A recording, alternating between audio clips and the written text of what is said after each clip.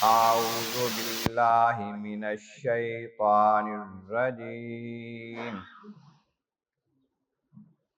أعوذ بالله من الشيطان الرجيم.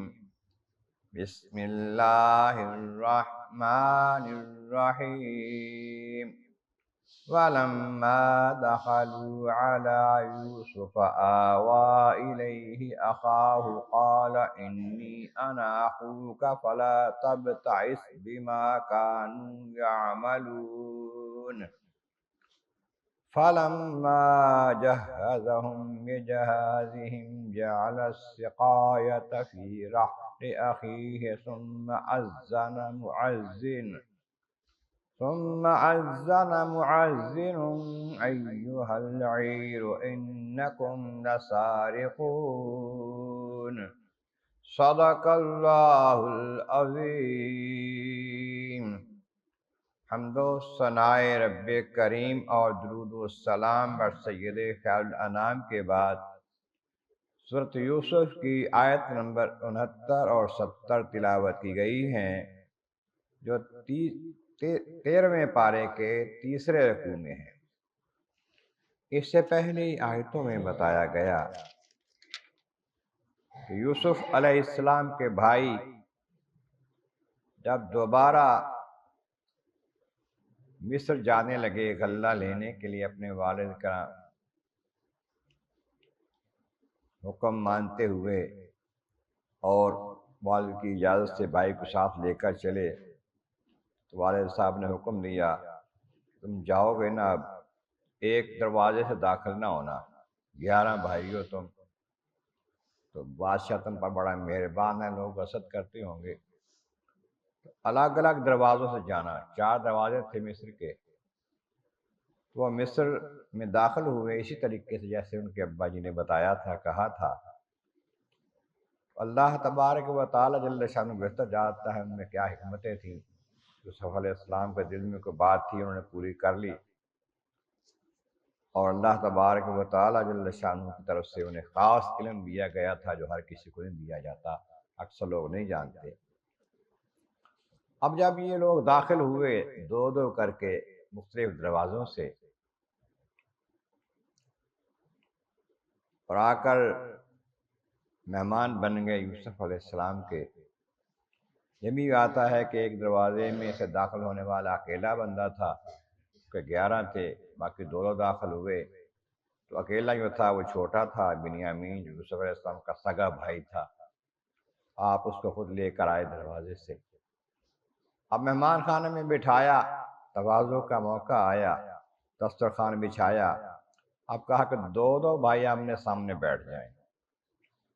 جب 2 بیٹھ گئے، ایک اکیلا رہ گیا، وہی تھا بنیامین ہی، جس کو اپنے ساتھ کسی نے نہ بٹھایا۔ اب اکیلا رہ گیا، اس کو یاد آیا کہ میرا بھی ایک بھائی تھا، کبھی وہ ہوتا میرے سامنے بیٹھتا، میرے ساتھ بیٹھتا۔ رونے لگا۔ یوسف علیہ السلام نے پوچھا تمہیں کیا ہوا؟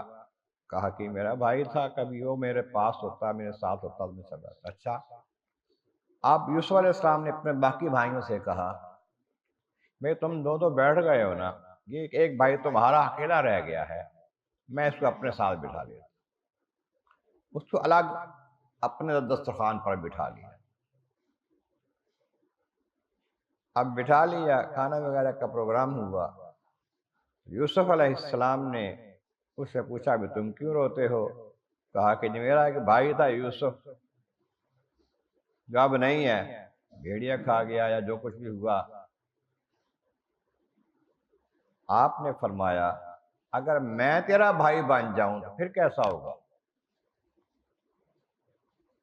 کہنے لگا بات تو بڑی ہے کہ بادشاہ میرا بھائی بن جائے، لیکن وہ بھائی جو تم بن جاؤ گے میرے والد گرامی یعقوب علیہ السلام کے بیٹے تو نہیں ہوگے، میری والدہ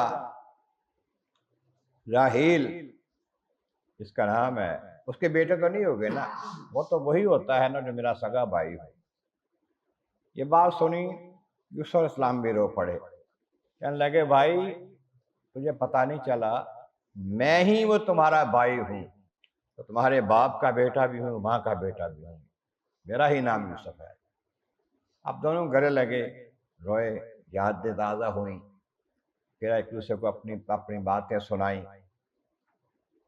پھر یوسف علیہ السلام نے کہا لا تبتئس بما كانوا يعملون، اے میرے بھائی اب یہ بات ابھی بتانی نہیں بھائیوں کو کہ میں ہی تمہارا بھائی ہوں، اور جو کچھ یہ کرتے ہیں یا کرتے رہے ہیں تمہارے ساتھ میرے ساتھ، اس پر پریشان بھی نہیں ہونا، غم نہیں کرنا اس کا، اللہ پر بھروسہ کر کے صبر کرنا تھا تو کر لیا ہے۔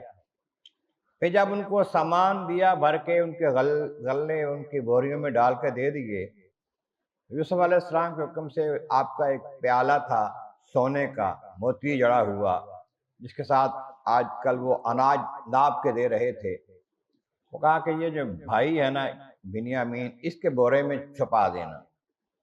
وہ چھپا دیا گیا۔ اب چھپا دیا گیا، بورے لدا دیے گئے اونٹوں پر، لے کر چل پڑے، شہر سے باہر نکل گئے۔ جب پھر بندے بھیجے پیچھے ان کے کہ بھائی قافلے والوں ٹھہرو ذرا، ہماری کوئی چیز گم ہو گئی ہے، لگتا ہے کہ تم لے گئے ہو، تم نے چوری کی ہے۔ آواز دی ایتھا العیر، قافلے والوں سنو، ٹھہرو، انکم لسارقون، تم چور ہو۔ اب یہ بات سن کے قافلے والے پلٹے، حیران ہوئے۔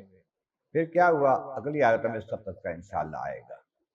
اللہ تبارک و تعالیٰ کی بارگاہ یہ عالم اعظم مولا کریم، محبوب کریم کا صدقہ قرآن کریم کا فہم اور اعمال صالح نصیب فرما۔